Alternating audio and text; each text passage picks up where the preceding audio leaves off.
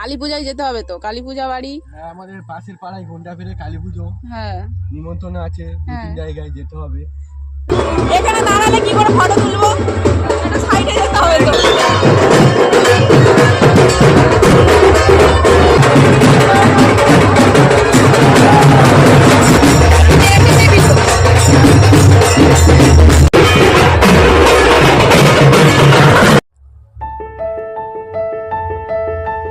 লোকের চায়ের নেশা শুনেছি, কিন্তু এই যে আমার দাদার মাছের নেশা আমি জীবনে এত কারোর দেখিনি। সকাল থেকে বসেছে, একটা মাছ পেয়েছে কি পায় না জানি না, কিন্তু ছিপ নিয়ে মোটামুটি বসে আছে সকাল থেকে। কি রে দাদা, সকালটাও থেকে বিকেল হয়ে গেল, মাছ কি পেয়েছিস আদৌ?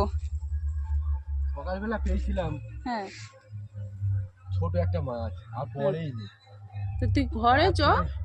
আজকের আর মাছ পাবো বলে মনে হয় না। হ্যাঁ, সকালে পেয়েছিলাম, হ্যাঁ, ভাগ্যের জোরে একটা ছোট মাছ, পোনা হ্যাঁ। মাছ। আর তো দুপুরবেলা খেয়ে দিয়ে 2টো থেকে বসেছি, হুম, 5টা বাজতে যায়, এখনো একটাও মাছ হয়। তাহলে কি হবে? মাছ ছোংরাই নে, কেমন মাথা গরম হয়ে যায়, শুধু ছিপ ফেলেই যায়। আমার মনে হয় সূর্য ডুবে গেছে, সেই জন্য পড়ে না। সন্ধে হয়ে গেলেও লাইট জ্বেলে ধরবো। তবু মাছ ধরবি? হ্যাঁ, হয়তো তোর মাছ পড়ুক না পড়ুক, তোর ফড়িং বসেছে দেখ ছিপে।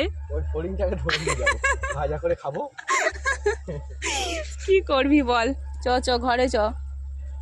ডাকতে পাঠালো আমাকে, বলে সে পুকুর পাড় থেকে আসে না, তাকে ডেকে নিয়ে আয় তো।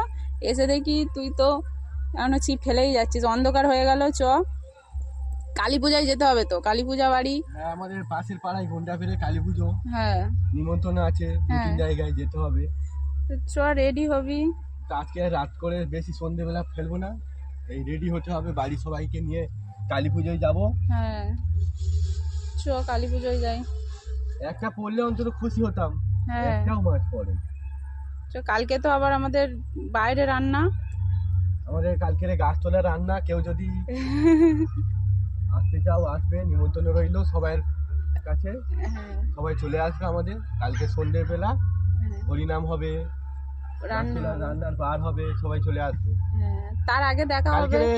নেক্সট ভিডিওতে দেখতে পাবে।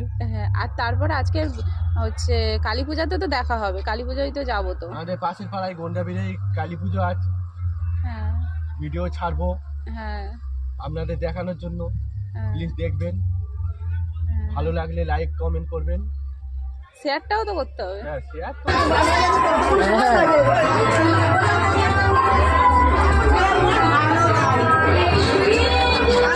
Churro,